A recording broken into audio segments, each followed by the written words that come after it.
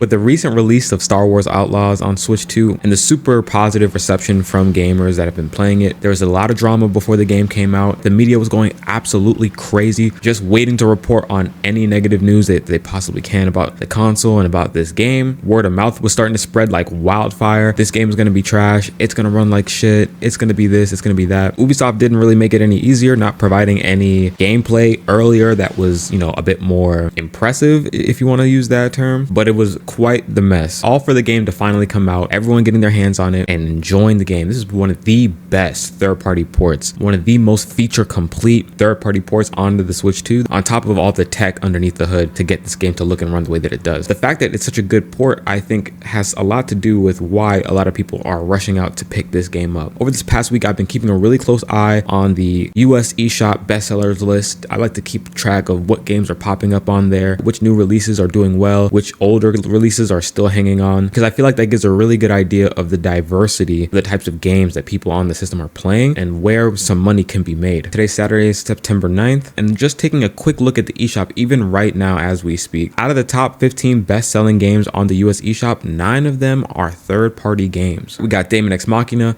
Madden 26, Cyberpunk, Story of Seasons, No Man's Sky, Chronos, NBA 2K26, Star Wars Outlaws, and of course, Silksong, right? That means 60% of the games that are making the most money on the eShop right now are all third-party titles. And this isn't something that has just started this week, right? Now, yes, this week there are a lot of great third-party games that are coming out that people are looking forward to. Even when you remove the games that have recently come out this week, games like Street Fighter, games like Hogwarts Legacy are constantly in the top 10, top 15. I really feel that clearly goes against the narrative that Switch owners don't care or don't play third-party games on the platform. All right, now obviously longevity is key, so we'll see how long a lot of these titles stay in the top 15. I'm pretty sure Star Wars Outlaws and Silksong will probably hang in here, just like No Man's Sky, just like Cyberpunk, just like Street Fighter and Hogwarts. You'll see a lot of these games bouncing in and out of the bestsellers list all throughout the rest of the year. The games that are doing the absolute best on this platform are usually the ones that are the most optimized. Star Wars Outlaws is going to sit around 2 or 3 for the foreseeable future because the IP is so strong, but also because everyone's talking about how well this game looks and runs on the platform and how it's worth picking up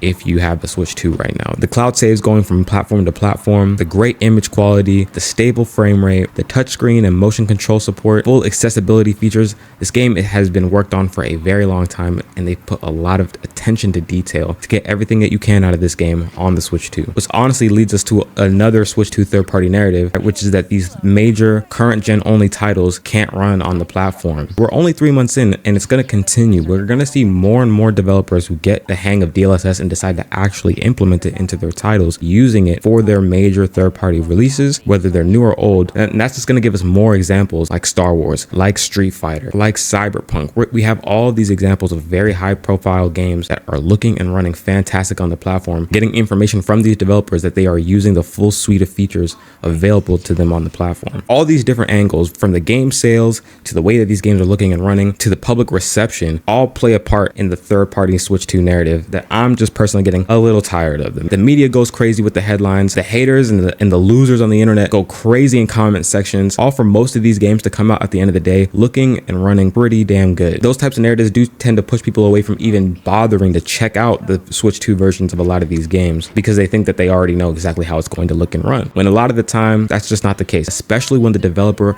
wants to actually take the time to fully optimize their game for this specific hardware with its very specific feature set. Because once that's done, keycard or not, by the way, if the game looks good, if it runs well, if the word of mouth surrounding the title is positive, people will go out and buy it. They will support these games. And again, when you look at the best-selling charts on the eShop, you look over at Amazon and you look at the best-selling games on there, it doesn't matter if it's a game on the cart or not. It's the games that are looking the best, running the best, and the ones that people are the most satisfied with as far as how it looks and plays. Popular, major third-party games can do very well on the platform if these developers want to put their time into it. And I think until these games actually release, should we be making our final judgments on if this game is too big for the Switch 2 or if this game is going to run one way or the other. That's all that I'm saying.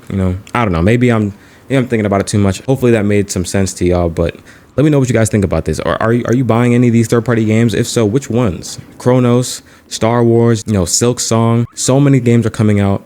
Let me know what you guys are playing down in the comment section below. Thank you guys so much for watching. Appreciate you. And I'm going to catch y'all in the next video. Peace out.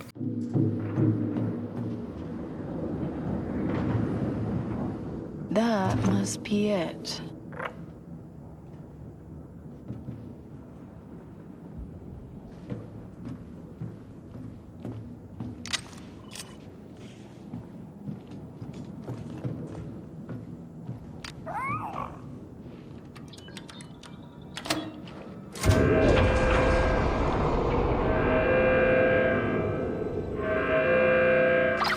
I have your accelerator. It looks like this place can't run without it. I told you it has some serious kick. And hey, with the winds back to their natural course, you'll have a way out.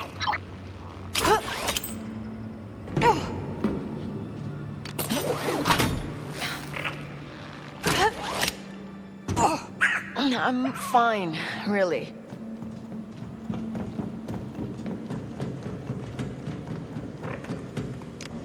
Ready, Nix?